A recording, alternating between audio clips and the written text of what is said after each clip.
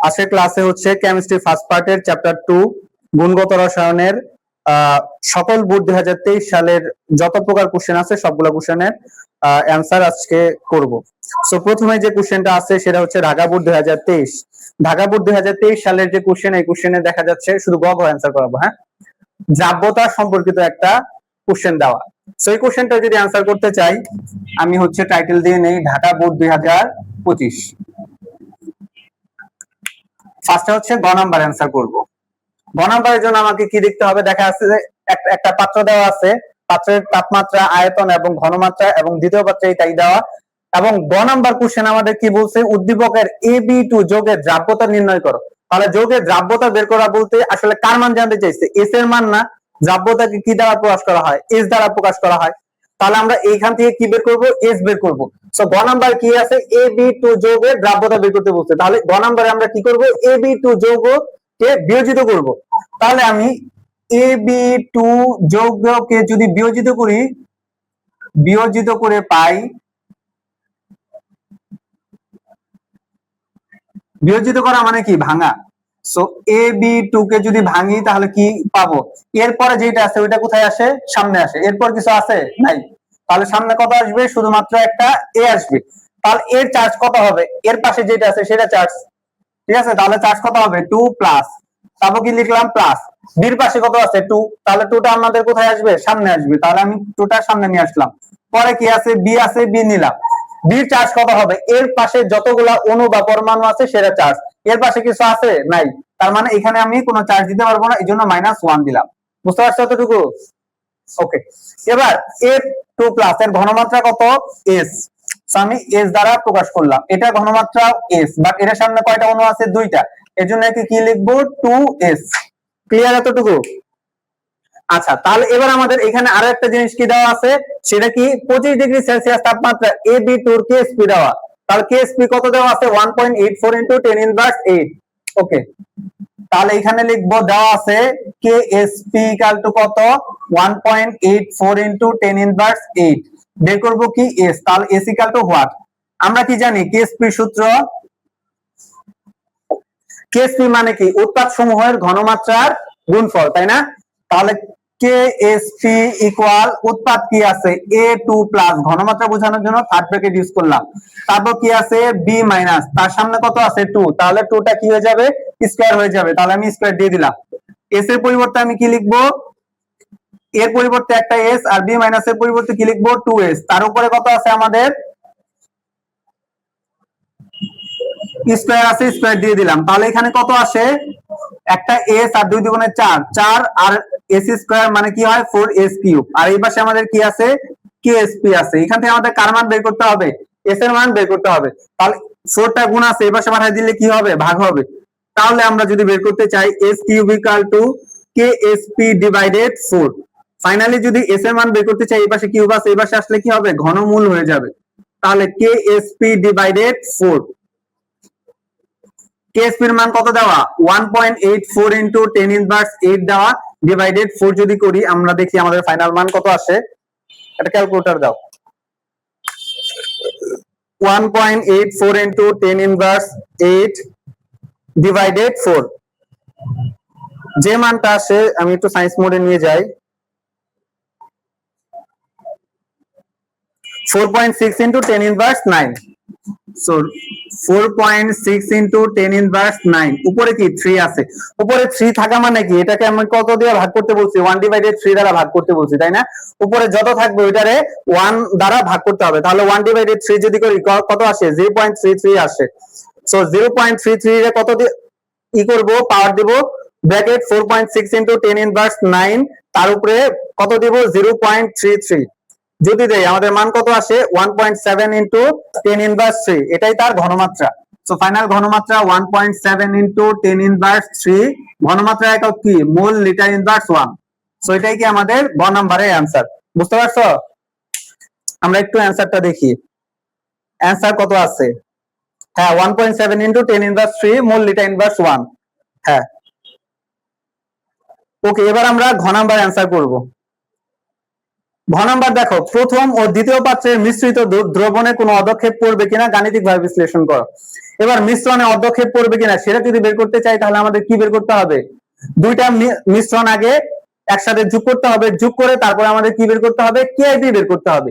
KIP যদি কে speed চাইতে বেশি হয় তাহলে অধক্ষেপ পড়বে, নয় অধক্ষেপ পড়বে না। তাহলে আমরা এটার ভিতরে ফার্স্টে আমরা কি করব, দুইটা পাত্র আগে মিক্স করব। সো এবার দুইটা পাত্র আগে মিক্স করি।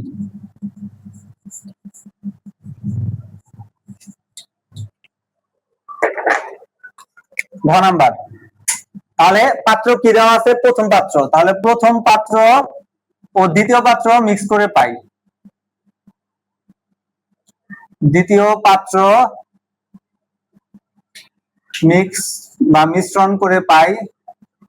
তাহলে দুইটা পাত্র যদি আমি মিক্স করি কি পাবো, প্রথম পাত্রের ভিতরে আমাদের কি দেওয়া আছে, এ এম দেওয়া, এর সাথে যোগ করবো কি দ্বিতীয় পাত্র, দ্বিতীয় পাত্র কি দেওয়া, এক্স বি দেওয়া।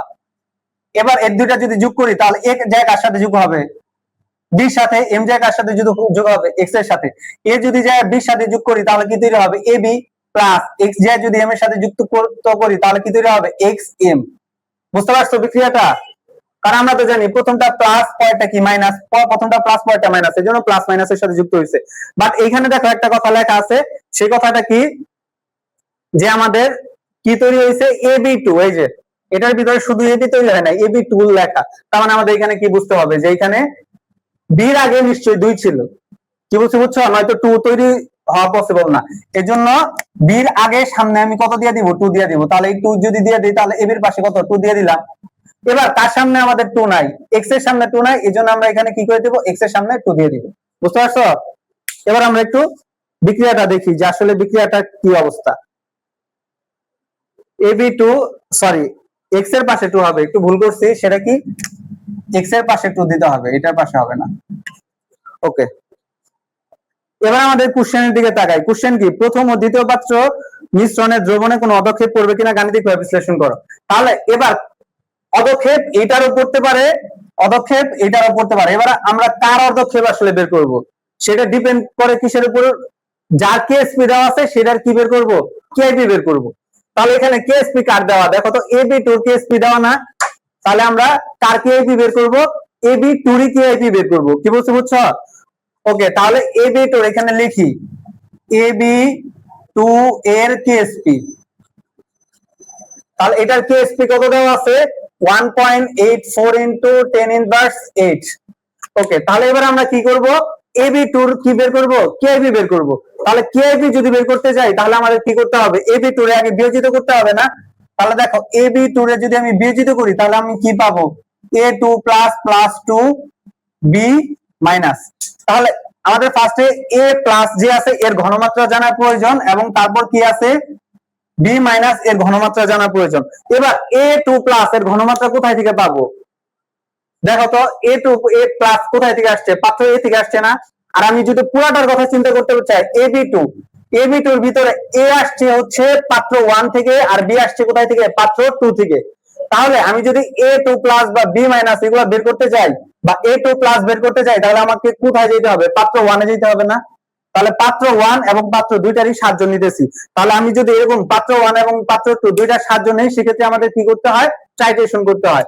সো টাইট্রেশনের জন্য আমাদের সূত্র কি, পাত্র 1 এর ক্ষেত্রে, অথবা যদি সরাসরি বুঝতে চাও যে আমরা সরাসরি এই সূত্র বসাই দিব। সূত্র কি, V1S1 = V2S2। সো এটা থেকে আমরা কি বের করব, পাত্র 1 থেকে আমাদের কি আসছে, A2 প্লাস। সো এটার জন্য আমরা কি বের করব, S2 বের করব, মানে পরবর্তী ঘনমাত্রা বের করব। সো যদি বের করতে চাই, পাত্র 1 এর ক্ষেত্রে আয়তন কত দেওয়া, 60 মিলিলিটার দেওয়া, সো আমি 60 মিলিলিটার দিলাম।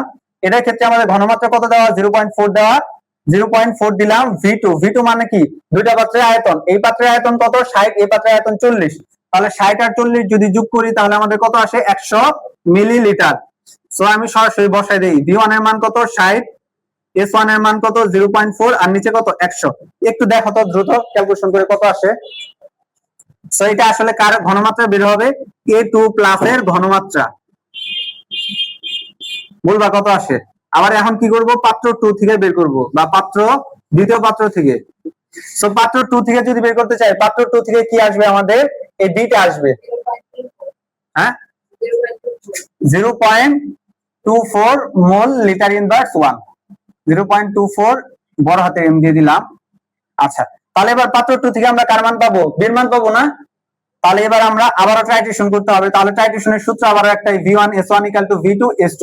এবার আমরা কি বের করব? s2 এর মান বের করব, মানে পরবর্তী ঘনমাত্রা বের করব। তাহলে সূত্র v1 s1 / v2। সো পাত্র 2 এর ক্ষেত্রে v1 আমাদের কত দেওয়া আছে? 40 মিলিলিটার। সো 40 মিলিলিটার ইউজ করলাম। s1 কত দেওয়া?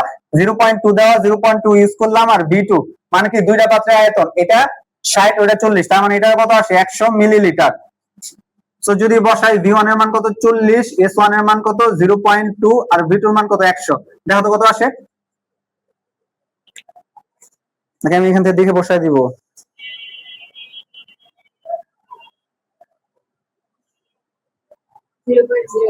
হ্যাঁ 0.08।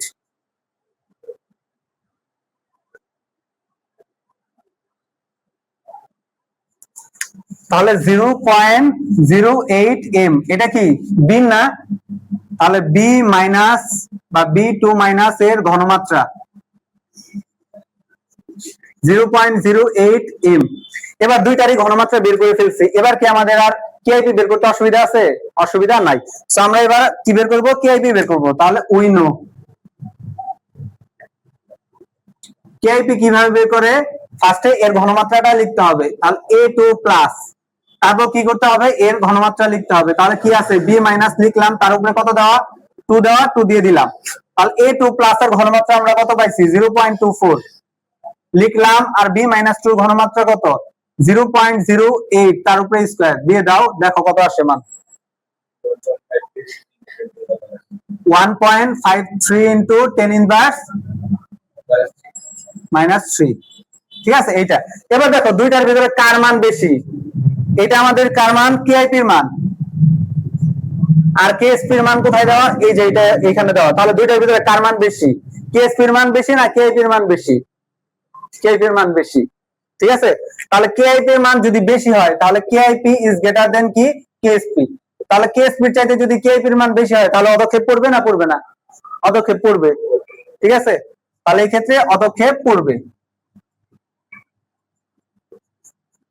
আর যদি কেআইপি এর চাইতে কেএসপি বেশি হইতো তাহলে কি হইতো? অদক্ষেপ পড়তো না।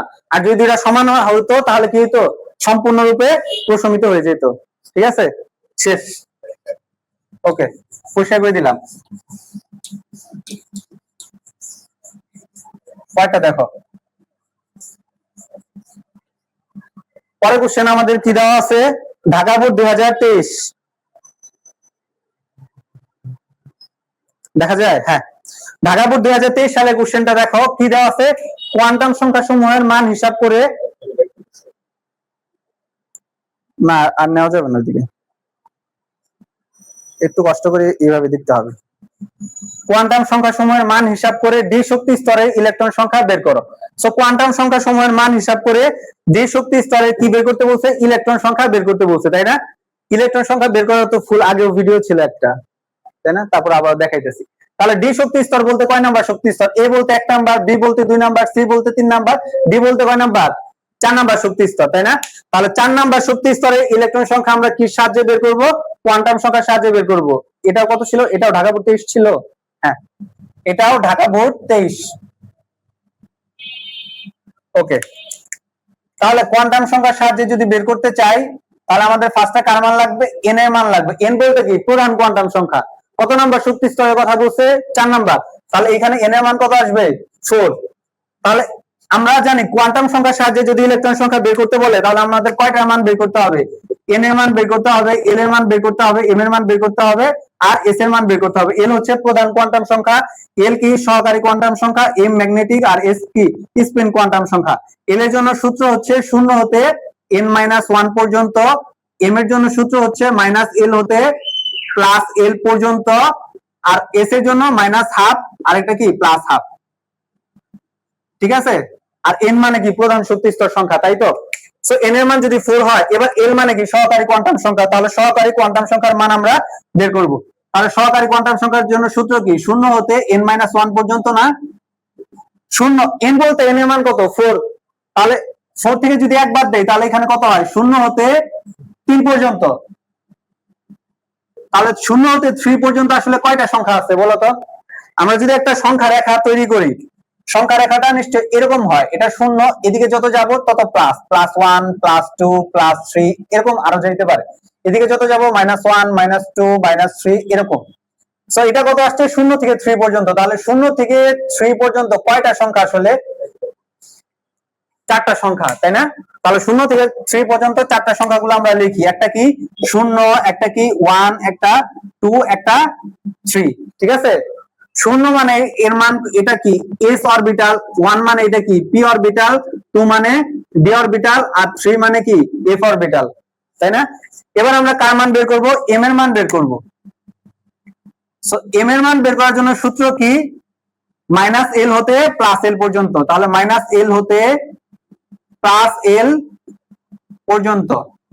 তাহলে এবার দেখো এখানে l এর মান তো অনেকগুলা, তাই না? সবগুলা l এর মান একটা একটা করে ইউজ করব।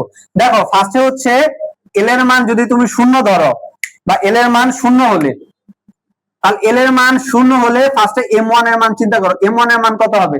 -0 হতে +0 পর্যন্ত, তাহলে একটা সংখ্যাই তো, তার মানে 0 বসাইলাম। তারপর দেখো আবার এটা কি l1 দিলাম, l2 এর মান কত? 1, তাহলে 1 হলে m2 এর মান কত হবে? তার মানে 1 যেহেতু বসাইছি, 1 বলতে কি l, -1 হতে +1 পর্যন্ত, তাহলে কয়টা সংখ্যা? -1 থেকে +1 পর্যন্ত 3টা সংখ্যা। কি কি? -1, 0, আরেকটা কি +1। ওকে, আবার l3 মানে l এর মান যদি আমাদের এবার 2 হয়, তাহলে m3 এর মান কত হবে? দেখো তো, তাহলে ওই সূত্র যদি বসাই, -2 হতে +2 পর্যন্ত কয়টা সংখ্যা? 5টা সংখ্যা। কি কি? -2, -1, 0, +1, +2, ঠিক আছে? তারপরে কত আছে? 3, তাহলে l4 এর মান যদি আমি 3 ইউজ করি, তাহলে m4 এর মান কত হবে? -3 হতে +3 পর্যন্ত কয়টা সংখ্যা? 7টা। তাহলে -3, -2, -1, 0, +1, 2, তারপর কত? 3। তাহলে আমরা জানি m এর মান দ্বারা আসলে কি বোঝায়? মোট অরবিটাল সংখ্যা বোঝায় না? তাহলে এবার আমরা মোট অরবিটাল যোগ করব, যে এখানে মোট অরবিটাল কতগুলো আছে। তাহলে মোট অরবিটাল বলতে m কে বোঝায়। তাহলে m কয়টা আছে? একটা, দুইটা, তিনটা, চারটা। তাহলে 4টা m যোগ করি, m1 plus m2 plus m3 plus m4। তাহলে m1 এর মান কত? 0। 0 মানে এখানে অরবিটাল আছে কয়টা? একটা, একটি। 3 মানে এখানে অরবিটাল কয়টা? তিনটা। 1 2 3 4 5 মানে কয়টা অরবিটাল? 5টা। আর এখানে 7টা অরবিটাল। তাহলে এগুলো আসলে কি অরবিটাল সংখ্যা? তাহলে যদি যোগ করি 1 + 3 + 5 + 7, তাহলে অরবিটাল টোটাল কয়টা হয়? 16টা। তাহলে 16টি অরবিটাল। তাহলে এবার আমরা কি বের করব? ইলেকট্রন সংখ্যা বের করব। আমাদের তো ইলেকট্রন সংখ্যা বের করতে বলছে। তাহলে এবার ইলেকট্রন সংখ্যা আমরা কিভাবে বের করতে পারি? ইলেকট্রন সংখ্যা বের করার জন্য সূত্র হচ্ছে 2 * অরবিটাল সংখ্যা। তাহলে আমি 2 বসাইলাম, অরবিটাল সংখ্যা কতগুলো আছে আমাদের? 16টা। তাহলে 2 * 16 মানে কি? 32টি। অর্থাৎ ডি শক্তি স্তরে কয়টা ইলেকট্রন থাকতে পারে? 32টা ইলেকট্রন থাকতে পারে। বুঝতে পারছো? তারপরে পরের কোশ্চেন দেখো, এই কোশ্চেনটা ইম্পর্টেন্ট। উদ্দীপকের ইলেকট্রনটির ধাপান্তরে সৃষ্ট বর্ণালীর বর্ণ কিরকম হবে গাণিতিক ভাবে বিশ্লেষণ করো। এবার হচ্ছে বর্ণালীর ম্যাথ। সো বর্ণালীর ম্যাথ যদি করতে যাই, আমাদের কার সমীকরণ বসাতে হবে? রেডবার্গের সমীকরণ বসাতে হবে। তাহলে রেডবার্গের সমীকরণ কি আমরা জানি? mu = r of h z square 1/n1 square minus 1/n2 square। আর এটার পরিবর্তে কি লেখা যায়? 1/λ r of h z square 1/n1 square minus 1/n2 square। কি কি মান দেওয়া আছে আমরা সে মানগুলা লিখবো, ঠিক আছে? কি লিখছে? ধাপান্তরের সময় সৃষ্ট বর্ণালীর বর্ণ কিরকম হবে। তাহলে বর্ণ কিরকম হবে বলতে তোমার কাছে কার মান জানতে চাইছে? ল্যামডার মান জানতে চাইছে না? তাহলে এখান থেকে আমি কার মান বের করব? ল্যামডা বের করব। তাহলে ল্যামডা = what? এখানে কি আছে দেখো তো, ইলেকট্রনটা ছিল কোথায়? ই নাম্বার শক্তি স্তরে, আসছে কোথায়? বি নাম্বার শক্তি স্তরে। এটাকে 1 2 3 4 5, তাহলে ছিল কোথায়? 5 নম্বরে। তাহলে এখানে আমি n2 দ্বারা কি বুঝাই? n2 মানে হচ্ছে যেখানে ইলেকট্রনটা আগে ছিল সেটার মান। তাহলে ইলেকট্রনটা ছিল কোথায়? 5 নম্বরে। আর n1 দ্বারা কি বুঝাই? ইলেকট্রনটা যেখানে আসছে বা পৌঁছাইছে। তাহলে 5 নাম্বার থেকে কোথায় এসে পৌঁছাইছে 2 নম্বরে, তাহলে n1 এর মান কত 2। ঠিক আছে, আর RH বলতে কি রেডবার্গের ধ্রুবক, রেডবার্গের ধ্রুবকের মান তো আমরা জানি মুখস্থ, তাই না? তাহলে রেডবার্গের ধ্রুবকের মান কত, R of H equal to 1.0967 into 10 to the power 7 metre inverse 1 সেন্টিমিটারে করতে পারো। আর এখানে Z, Z বলতে কি পারমাণবিক সংখ্যা, এটা কোন পরমাণু, হাইড্রোজেন পরমাণু, তার মানে পারমাণবিক সংখ্যা কত 1। সো এবার আমরা কি করি, মানগুলা বসাই দেখি কত আসে। তাহলে 1 ভাগ lambda equal two R of H এর মান কত 1.0967 into 10 to the power 7 into 1 এর উপর স্কয়ার দিলেও যা, না দিলেও তা, ইনটু 1 ডিভাইডেড n1 এর মান কত 2, তার উপর স্কয়ার দিয়ে দিলাম, মাইনাস n2 এর মান কত 5, তার উপরে স্কয়ার দিয়ে দিলাম। বলো দেখি কত মান আসে আমাদের, দ্রুত করো, আমি একটু দেখি কোন এককে করছে, যদি মিলে যায় তাহলে তো ভালো করা যাবে। এখানে সেন্টিমিটার এককে করছে, যাই হোক দেখো কত আসে।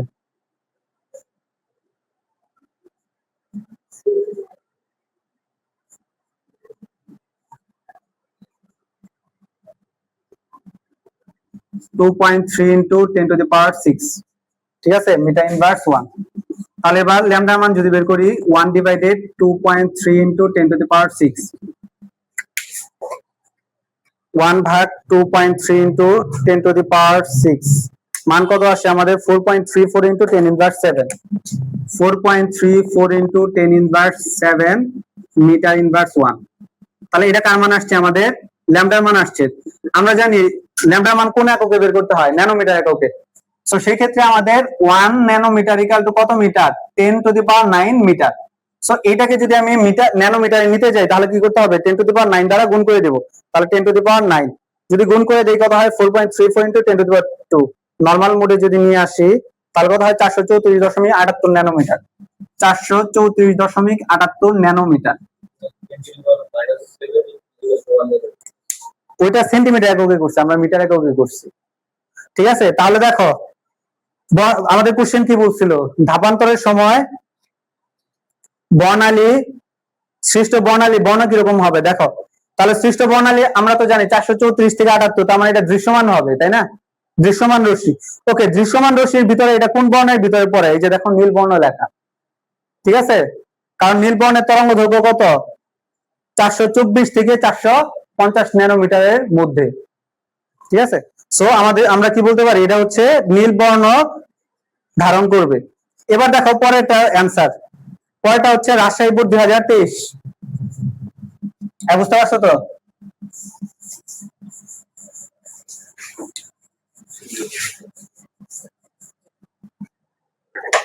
রাজশাহী বোর্ড 2023 সালের কোশ্চেনটা দেখো, বোর তত্ত্বানুসারে উদ্দীপকের বর্ণালী সিরিজ সমূহের উৎপত্তি ব্যাখ্যা করো। বোর পরমাণু মডেল অনুসারে উদ্দীপকের যে সিরিজ গুলা উৎপত্তি হয়, এগুলো কেন উৎপত্তি হয়, এর আগের ক্লাসে হাইড্রোজেন বর্ণালী শিখাইছিলাম না? হাইড্রোজেন বর্ণালীর ভিতরে প্রথম যে 10 মিনিট বা 5 মিনিট, ওই 5 মিনিট যদি করো তাহলে এটা ফুল অ্যান্সার পেয়ে যাবো। কষ্ট করে এখান থেকে করে নিয়ে আইসো, কি বুঝছো? ওকে, ঘ নাম্বার দেখো, উদ্দীপকের বি সিরিজের সবগুলো রেখাই দৃশ্যমান হবে কি, গাণিতিকভাবে বিশ্লেষণ করো। বি সিরিজ কোনটা, এইটা, এখানে সবগুলো রেখাই দৃশ্যমান হবে কিনা সেটা বিশ্লেষণ করতে বলছে। তাহলে সবগুলা রেখাই দৃশ্যমান হবে কিনা সেটা যদি বিশ্লেষণ করতে চাও তাহলে তোমাকে কি বের করতে হবে, সবগুলা রেখারই কি বের করতে হবে, তরঙ্গ দৈর্ঘ্য। তাহলে দেখো বি সিরিজের তরঙ্গ দৈর্ঘ্য গুলা কোথায় থেকে আসছে একটু নোটিস করো তো। এটা 1 number, 2 number, 3 number, 4 number, 5 number, 6 number, 7 number. B বলতে কয় নাম্বার শক্তি স্তরকে বুঝাইতেছে, 2 নাম্বার। 2 নাম্বারে কোথায় থেকে ইলেকট্রন আসতেছে, একটা আসতেছে 3 নাম্বার থেকে, একটা আসছে 4 নাম্বার, একটা আসছে 5 নাম্বার, একটা 6 নাম্বার, এটা কি 7 নাম্বার। তার মানে কয়টা আলো আসছে, একটা, দুইটা, তিনটা, চারটা, 5টা আলো আসছে। 5টা আলোর কি বের করতে হবে, তরঙ্গ দৈর্ঘ্য বের করতে হবে। হোয়াইটবোর্ড তো এই পর্যন্ত দেখা যায় নাকি, এই পর্যন্ত? ওকে ওকে, তাহলে এবার আমরা কি করব, 3 থেকে 2 এর ক্ষেত্রে, ঠিক আছে। তাহলে ঘ নাম্বার অ্যান্সার কি, তৃতীয় শক্তি স্তর থেকে দ্বিতীয় শক্তি স্তরের ক্ষেত্রে। তাহলে তৃতীয় থেকে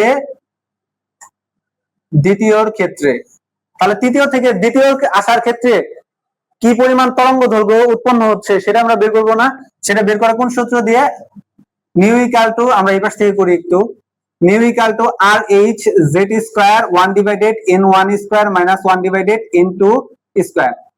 সো কি বের করব, ল্যামডা বের করব, R H Z square 1 divided N one square minus 1 divided N two square.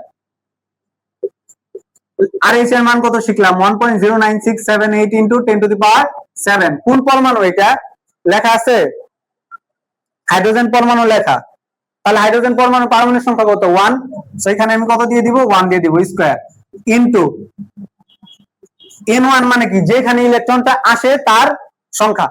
তাহলে এখানে ইলেকট্রনটা আসছে কোথায়, বি সিরিজে আসছে না, বি মানে কয় নাম্বার শক্তি স্তর, 2 নাম্বার। তাহলে n1 এর মান কত 2, তার উপর square minus 1 divided n2। n2 মানে কি, কই থেকে আসছে, আমরা হিসাব করতেছি কি কই থেকে আসছে, তৃতীয় থেকে দ্বিতীয়র ক্ষেত্রে, তাহলে আসছে কোথায় থেকে, তৃতীয় থেকে, তাহলে এটার উপর স্কয়ার করে দিলাম। একজন ক্যালকুলেশন করো তো, দেখো তো কত আসে, দেখবা এটা কত আসে। আমি এই সাইডে পরেরটা করতেছি, তাই ক্যালকুলেশন করো। পরেরটা কোথায়, চতুর্থ থেকে দ্বিতীয়তে আসার ক্ষেত্রে, তাহলে চতুর্থ থেকে দ্বিতীয়র ক্ষেত্রে, তাহলে সেম সূত্র 1 ডিভাইডেড ল্যামডা মানে ডাইরেক্ট লিখি R H Z square 1 divided n1 square minus 1 divided n2 square. 1.09678 into 10 to the power 7, z এর মান 1 স্কয়ার ইনটু n1 এর মান কত আসছে কোথায়, দ্বিতীয়তে, তার মানে n1 এর মান কত 2, তারপর স্কয়ার, কই থেকে আসছে, চতুর্থ থেকে, তার মানে এটার মান কত 4। দেখবা এখানে মান কত আসে, চতুর্থ থেকে করছি, এবার কি করব, পঞ্চম থেকে আবার দ্বিতীয়র ক্ষেত্রে, এখানেই করি, পঞ্চম থেকে দ্বিতীয়তে, কারণ সবগুলাই তো বিতে আসছে তাই না। তাহলে 1 divided lambda equal to R H Z square n1 square minus 1 divided n2 square. 1.09678 into 10 to the power 7 into 1 square into 1 divided n1, n1 বলতে কি যেখানে আসছে, আসছে কোথায়, দ্বিতীয়তে, তাহলে 2 এর উপর স্কয়ার মাইনাস কই থেকে আসছে, পঞ্চম থেকে, তার মানে 5 এর উপর স্কয়ার, মান দেখবা কত আসছে। তারপর আরেকটা কোথায় থেকে আসছে, ষষ্ঠ থেকে দ্বিতীয়তে, তাহলে ল্যামডা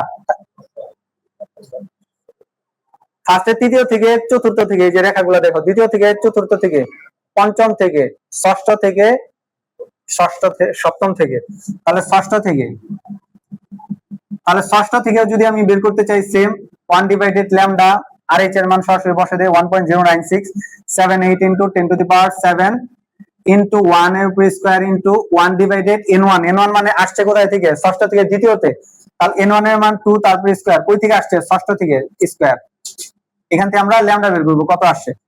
তারপর বের করব কি আবারও সপ্তম থেকে দ্বিতীয়র ক্ষেত্রে, same 1 divided lambda equal two 1.09678 into 10 to the power 7 into 1 এর উপর স্কয়ার ইনটু কোথায় থেকে আসছে, সপ্তম থেকে আসছে কোথায়, দ্বিতীয়তে, তাহলে 2 এর উপর স্কয়ার মাইনাস 1 ডিভাইডেড 7 স্কয়ার। এখান থেকে আমরা কি বের করব, ল্যামডা বের করব, দেখি কত আসছে। আচ্ছা আমি এইখান থেকে দেখে आंसर বসাই দিতেছি, যেহেতু অনেক বড় একটা প্রসেস। তাহলে ফার্স্টে হচ্ছে প্রথম রেখার জন্য, হ্যাঁ প্রথম রেখার জন্য সব সেম 656 ন্যানোমিটার, সরাসরি করি, lambda equal to 656 nanometre. 656 nanometre কি দৃশ্যমান হবে না, 380 থেকে 400 এর মধ্যে যদি পড়ে তাহলে তো দৃশ্যমান হয় তাই না, তাহলে এটা কি দৃশ্যমান হবে, তার মানে তৃতীয় থেকে দ্বিতীয় ক্ষেত্রে দৃশ্যমান হবে, ঠিক আছে। তারপর এটা দেখো কত আসছে, সরাসরি বের করি, ল্যামডা ইকুয়াল টু দ্বিতীয় রেখার ক্ষেত্রে 486 ন্যানোমিটার, তাহলে 486 ন্যানোমিটার, তাহলে এটাও দৃশ্যমান হবে, কারণ এটাও তো 380 থেকে 700 ন্যানোমিটারের মধ্যে পড়ে। ওকে, তারপর এটা দেখো তৃতীয় রেখার জন্য কত আসে, 434 ন্যানোমিটার, তাহলে এটাও দৃশ্যমান। তারপর এটা দেখো ষষ্ঠটার ক্ষেত্রে, মানে ষষ্ঠ থেকে চতুর্থর ক্ষেত্রে কত, সরি এটা তো পঞ্চম রেখার জন্য, এটা পঞ্চম রেখার জন্য 397 ন্যানোমিটার, সরি এটা ভুল করছি, 397 ন্যানোমিটার দৃশ্যমান হবে। তারপর আবার ষষ্ঠ রেখার জন্য, প্রথম রেখা, দ্বিতীয় রেখা, পঞ্চমের ক্ষেত্রে, সরি ভুল তো করলাম, 434 ঠিক ছিল, 434, আর এটার ক্ষেত্রে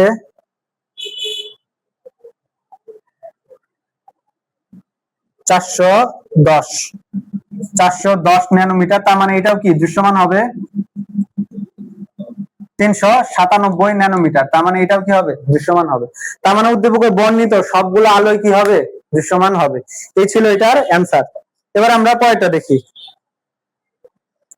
পরেরটা কি আছে, রাজশাহী বোর্ড 2023, এটা দ্রাব্যতা সম্পর্কিত ম্যাথ, বাট এটা একটু ভিন্ন রকমের ম্যাথ, হ্যাঁ এটা একটু পরে করাবো। এবার অন্যটার দিকে যাই। অন্যটা কি আছে, যশোর বোর্ড 2023, দেখো পরিষ্কার করে আমি পুরাটা।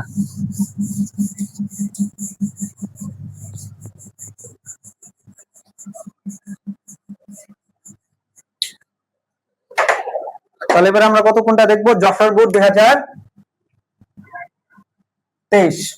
যশোর বোর্ড 23 কি আছে দেখো তো, উদ্দীপকে ইলেকট্রনটি স্থানান্তরের জন্য শোষিত শক্তির পরিমাণ হিসাব করো। শোষিত শক্তির পরিমাণ বলতে তোমার কাছে কার মান জানতে চাইছে, এর মান জানতে চাইছে না।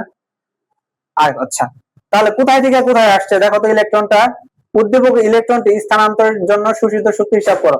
1 নাম্বার 2 নাম্বার 3 নাম্বার, তার মানে ইলেকট্রনটা 3 নাম্বারে চলে আসছিল, উচ্চ শক্তি শোষণ করে 3 নাম্বারে আসছিল। আসার পরে কি 3 নাম্বার থেকে আবার কি 1 নাম্বারে আসবে না, ফিরে আসবে তো শক্তিটা ফিরাই নিলে। তাহলে সেই ক্ষেত্রে কি পরিমাণ শক্তি শোষণ বা বিকিরণ করতেছে আমাদের কি সেটা বের করতে বলছে। তার মানে এই কোশ্চেনে আমরা কি কার মান বের করব, এর মান বের করব। তার মানে দেখো এর মান যদি বের করতে যাই, এর বের করার জন্য সূত্র কি, E equal to H new, new এর পরিবর্তে কি লেখা যায়, C ভাগ ল্যামডা। তার মানে ফার্স্টে আমাদের এটার ক্ষেত্রে কি বের করতে হবে, ল্যামডা বের করতে হবে। এখানে দেখো ল্যামডার মান দেওয়া আছে, দেওয়া নাই তো, দেখো ল্যামডার মান দেওয়া নাই।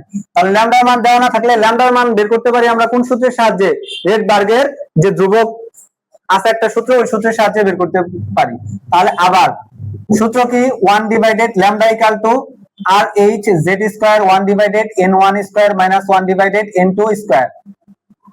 আর এইচ এর মান কত, 1.09678 into 10 to the power 7 into Z বলতে কি পারমাণবিক সংখ্যা, এটা কি কোনো পারমাণবিক সংখ্যা দেওয়া আছে, হ্যাঁ 1, দেখো সো 1 বসাই দিলাম square into 1 divided n1 square. n1 বলতে কি যেখানে আসে, তাহলে তৃতীয় থেকে আসবে কোথায়, 1 নম্বরে, বোঝা যাচ্ছে না। তাহলে এখানে n এর মান কত, 1 স্কয়ার মাইনাস আসছে কোথায় থেকে, তৃতীয় থেকে। সো হিসাব করবা, দেখবা এর মান কত আসে, লো বাবা ক্যালকুলেশন করো,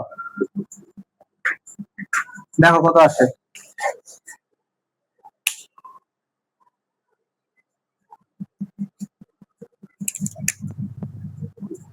যে মানটা পাবা 1 ডিভাইডেড ওই মানটা লিখবা, লেখা তারপরে কি করবা, এটা কি মিটার ইনভার্স 1 এ আসবে, তারপরে এইখানে যে মানটা পাবা ওই মানটা ইনটু 10 টু দি পাওয়ার কত 9 গুণ করবা। ও আচ্ছা, এটা ন্যানোমিটার আনার প্রয়োজন নাই, মিটার আনলেই হবে, যেহেতু ওই যে এর মান বের করবো, মিটারে রাখবা, দেখবা কত আসতেছে, এত মিটার ইনভার্স 1। তারপর কি করতে হবে, যে ল্যামডার মান কোথায় বসাবা, 1 নং এ বসাই। তাহলে ল্যামডার মান যদি 1 নং এ বসাও কত হবে, এটা বলো, 1 ভাগ ল্যামডার মান বের করলে কত আসে,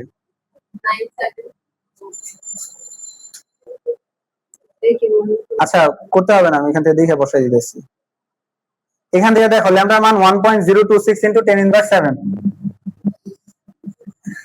1 ভাগ lambda 1.026 into 10 to inverse 7 metre inverse 1। Okay, এই মানটা যদি 1 নং এ বসাও তাহলে এই ইকুয়াল টু কি হবে, এইচ এর মান কত 6.626 ইনটু 10 ইনভার্স কত ইউজ করবে বলো তো, 34, কারণ এটার মান কি মিটার ইনভার্স 1 এ আছে না। সো এসআই এককে, তাহলে 6.626 ইনটু 10 ইনভার্স কত 34,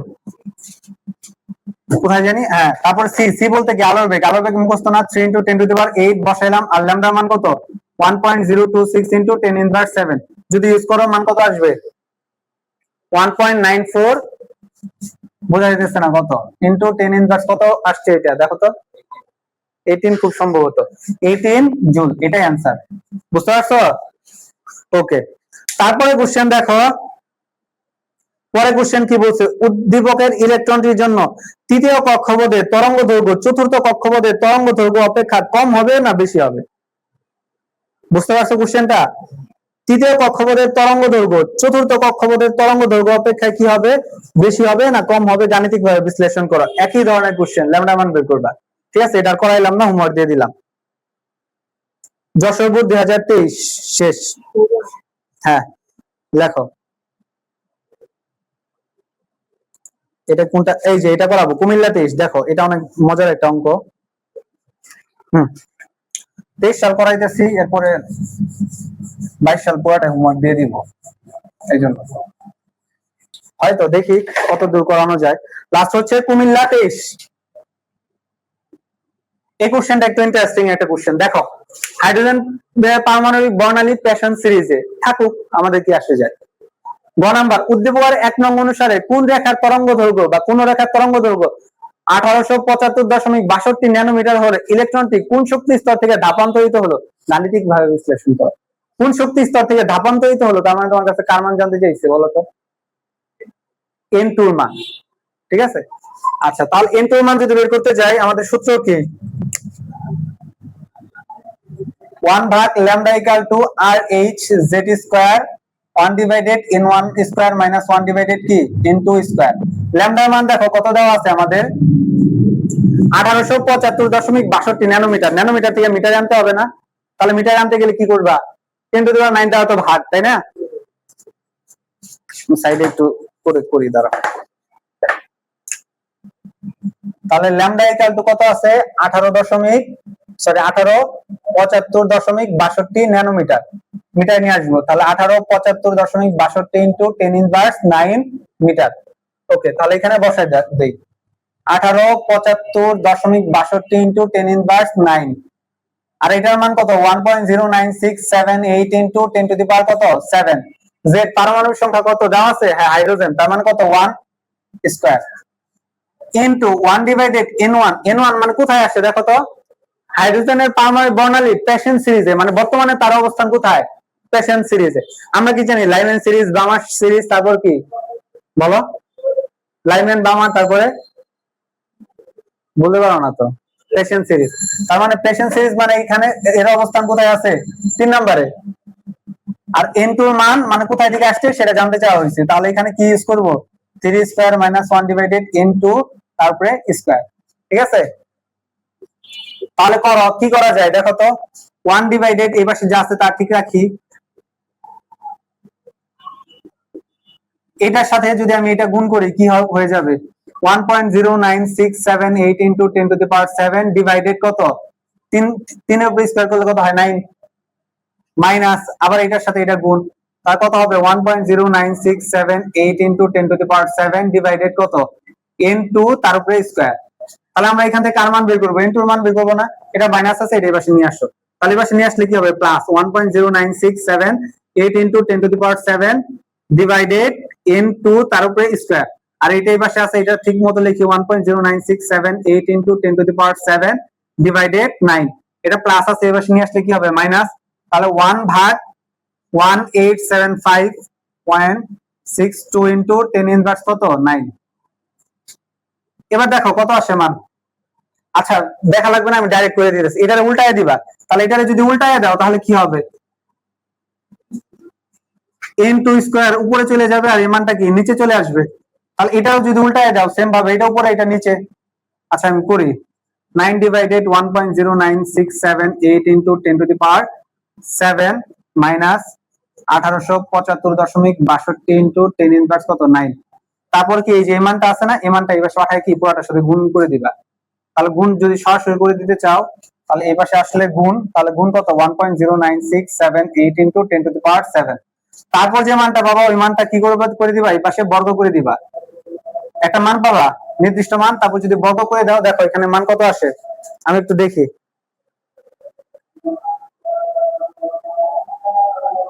মান আসে কত 4, বুঝতে পারছো? তার মানে বর্গ করার আগে এখানে মান আসে 16, বর্গ করলে মান আসে 4। তার মানে এটা কোথায় থেকে আসছে? 4 নাম্বার শক্তি স্তর থেকে আসছে, বুঝতে পারছো? তারপর ঘ নাম্বার অ্যান্সার দেখো, ঘ নাম্বার অ্যান্সার কি বলছে? উদ্দীপকের 2 নং মৌলটির সর্বশেষ শক্তি স্তরের ইলেকট্রন বিন্যাস পুলির বর্জন নীতি সমর্থন করে কিনা গাণিতিক ভাবে বিশ্লেষণ করো। বাবা বলো তো পুলির বর্জন নীতিটা কি, মনে আছে কিনা বলো। তার মানে পারো না, মনে নাই, ফাঁকিবাজি করতেছো। বলো লিমন, পুলির বর্জন নীতি কি? হুম, রেকর্ড কিন্তু হচ্ছে, যাবে কিন্তু। হ্যাঁ, বলো পলিবর্জন নীতি কি? তানবীর, আচ্ছা পলিবর্জন নীতিটা হচ্ছে একই পরমাণুতে তোমাদের পড়াইছিলাম যে এইভাবে স্টার 1 2 4 #, মনে নাই? একই পরমাণুতে যে কোনো দুটি ইলেকট্রনের 4টি কোয়ান্টাম সংখ্যার মান কখনো সমান হতে পারে না। যে কোনো 3টি ইলেকট্রনের মান সমান হলেও চতুর্থ ইলেকট্রনটি অবশ্যই ভিন্ন হবে। এটাই কি ছিল? পলির বর্জন নীতি। এবার দেখো, পলির বর্জন নীতির আলোকে তুমি ব্যাখ্যা করবা এটা পরে, আগে মৌলটা শনাক্তকরণ করতে হবে। দেখো তো কি দেওয়া আছে উদ্দীপকটাতে, X2+, এটা আমি একটু লিখি। এই পাশে কি দেওয়া, n-1 d⁻10, আর এখানে n এর মান কত দেওয়া, 4। n এর মান যদি এখানে 4 বসাও, 4 থেকে যদি 1 বাদ দাও তাহলে কত হয়, 3। তাহলে 3 d⁻ কত, 10 আসে। কারণ আগে নিশ্চয়ই অনেকগুলো ইলেকট্রন ছিল, তাই না? তাহলে আগে অনেকগুলো ইলেকট্রন ছিল, অনেকগুলো ইলেকট্রন কোন পর্যন্ত ছিল, 1s2 2s2 2p6 3s2 3p6, তারপর কত 3d10, তারপর কোথায় যায় 4s2, মানে 4s2 থেকে তো দুইটা ইলেকট্রন ত্যাগ করা হয়েছে, তাই না? তাহলে কয়টা হয়, 18টা 20টা 30টা। বাট দেখো দুইটা ইলেকট্রন এখানে কি করা হয়েছে, ত্যাগ করা হয়েছে। ত্যাগ করা হলে তার 4s2 তে ইলেকট্রন থাকবে না। কারণ এটা আসলে কোন পরমাণু, জিঙ্ক পরমাণু না? 30 পারমাণবিক সংখ্যা বিশিষ্ট পরমাণুটার নাম কি, জিঙ্ক। তাহলে জিঙ্ক থেকে দুইটা ইলেকট্রন কি করা হয়েছে, ত্যাগ করা হয়েছে। তাহলে এই পরমাণুটা তাহলে কি হয়, জিঙ্ক। তাহলে আর্গন, তারপর কি 3d10, তার মানে পরমাণুটা হচ্ছে আমাদের জিঙ্ক পরমাণু, জিঙ্ক 2+। এবার তোমাকে কি বলছে, মৌলটির সর্বশেষ শক্তি স্তরে ইলেকট্রন বিন্যাস পলি বর্জন নীতি মেনে চলে।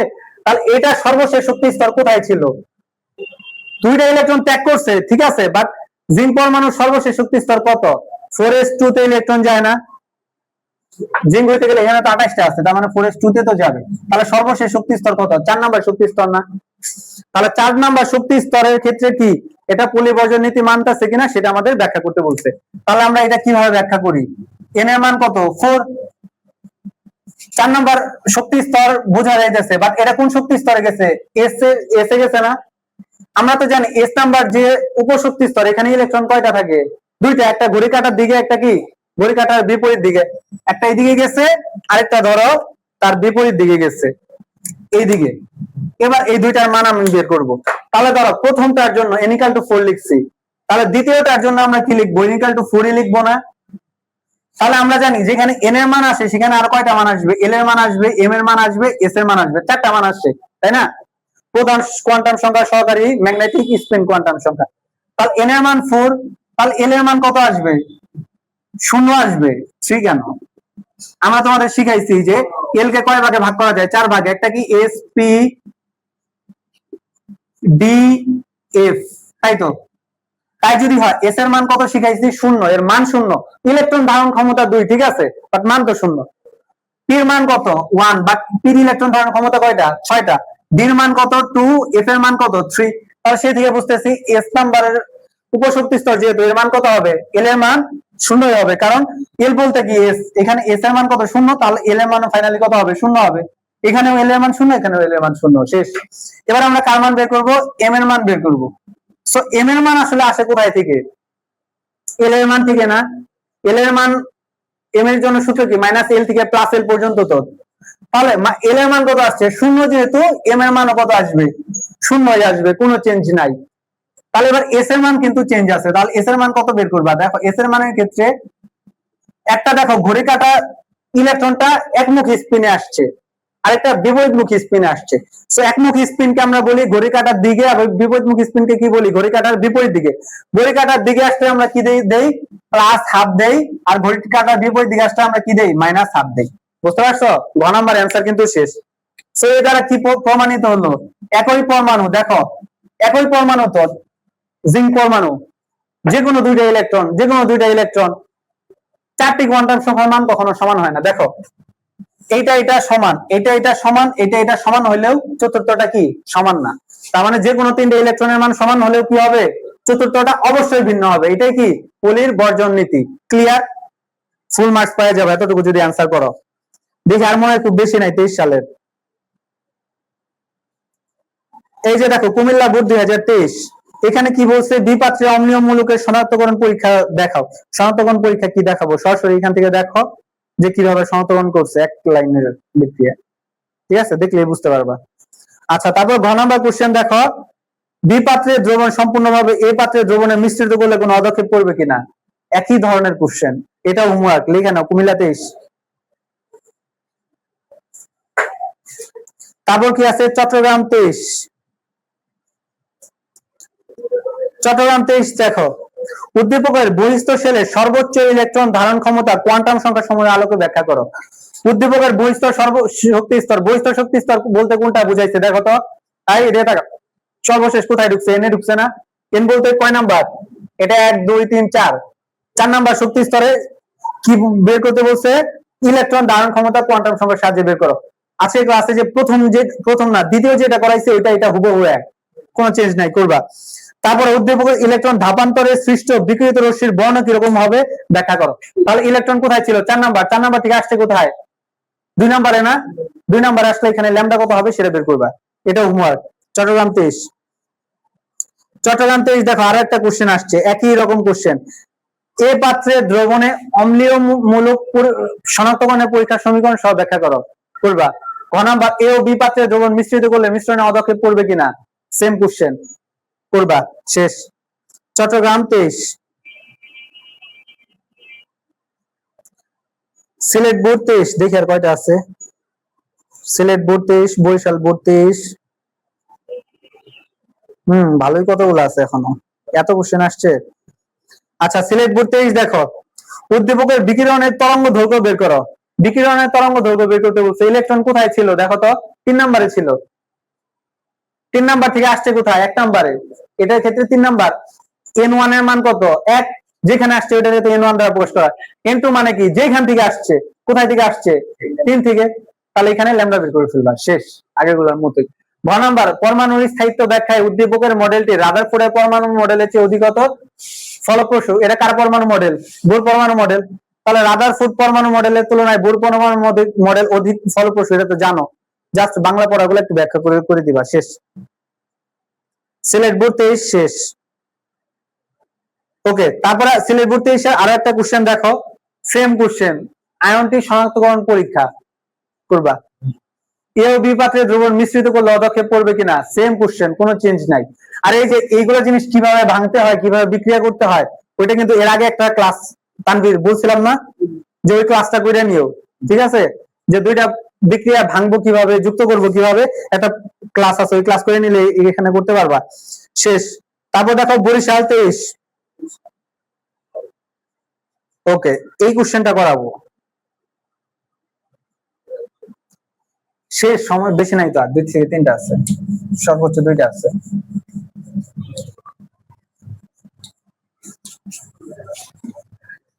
বরিশাল 23 দেখো, বি শক্তি স্তরে ইলেকট্রন আপতনের জন্য সৃষ্ট রেখা বর্ণালীর দীর্ঘতম তরঙ্গ দৈর্ঘ্য বের করো। দেখো দীর্ঘতম, তারপরে হচ্ছে ছোটতম বা হ্রস্বতম, এগুলা টাইপের কোশ্চেন কিন্তু তোমরা পাও নাই, করাইছি এর আগে, করাইনি, সো এই টাইপের কোশ্চেনটাও ইম্পর্টেন্ট। দেখো গ নাম্বার কি বলছে, বি শক্তি স্তর, বি শক্তি স্তর বলতে কোনটাকে বোঝানো হইতেছে, এইটা, তার মানে এটা কয় নাম্বার, 2 নাম্বার, এটা কয় নাম্বার, 3 নাম্বার, এটা 4, এটা কত 5, এটা কত 1, তাহলে বি শক্তি স্তরে আপতনের জন্য তাহলে সৃষ্ট বর্ণালীর দীর্ঘতম তরঙ্গ দৈর্ঘ্য কত, তাহলে তোমার মান ল্যামডার মান জানতে চাইছে বি শক্তি স্তরের জন্য, তার মানে ইলেকট্রনটা কোথায় আসবে, বি শক্তি স্তরে আসবে না। আচ্ছা, ইলেকট্রনটা যেখানে আসবে সেটাকে কি দ্বারা প্রকাশ করা হয়, এন দ্বারা প্রকাশ করা হয়, তাহলে n1 = কত হবে, 2, বি শক্তি স্তর, তাহলে n2 এর মান কত হবে, কোথায় থেকে আসবে, এর আগের শক্তি স্তর থেকে তো আসবে, তাই না, তাহলে এর আগের শক্তি স্তর বলতে কয় নাম্বার শক্তি স্তর, 3 নাম্বার শক্তি স্তর, তার মানে এখানে n2 এর মান কত ইউজ করবা, 3 ইউজ করবা, শেষ। ইউজ করে এটার ভিতরে কি তরঙ্গ দৈর্ঘ্য বের করে ফেলবা, এটা হোমওয়ার্ক, সেম টাইপের কোশ্চেন। তারপর কি বলছে, এ ও সি শক্তি স্তরের পার্থক্য এত হলে নির্গত, হ্যাঁ এটা হচ্ছে বরিশাল 23, এ ও সি শক্তির পার্থক্য এত হলে নির্গত আলোক রশ্মি দৃশ্যমান হবে কিনা।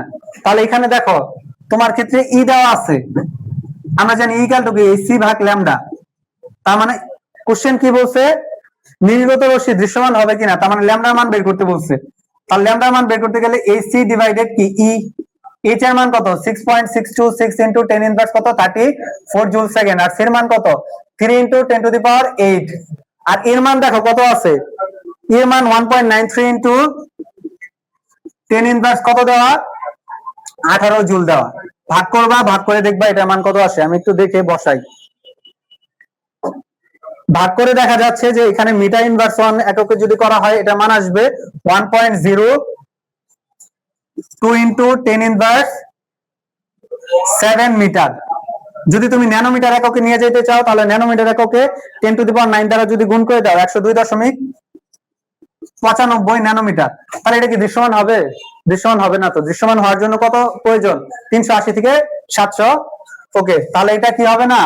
দৃশ্যমান হবে না। ঠিক আছে, সো মোটামুটি বলা চলে যে 23 সালের মোটামুটি শেষ। বরিশাল 23-এর আরো একটা কোশ্চেন আসছে, 20তম 26তম ইলেকট্রন পলি বর্জন নীতি, যেটা বললাম ওই পলি বর্জন নীতির আলোকে হোমওয়ার্ক করবা।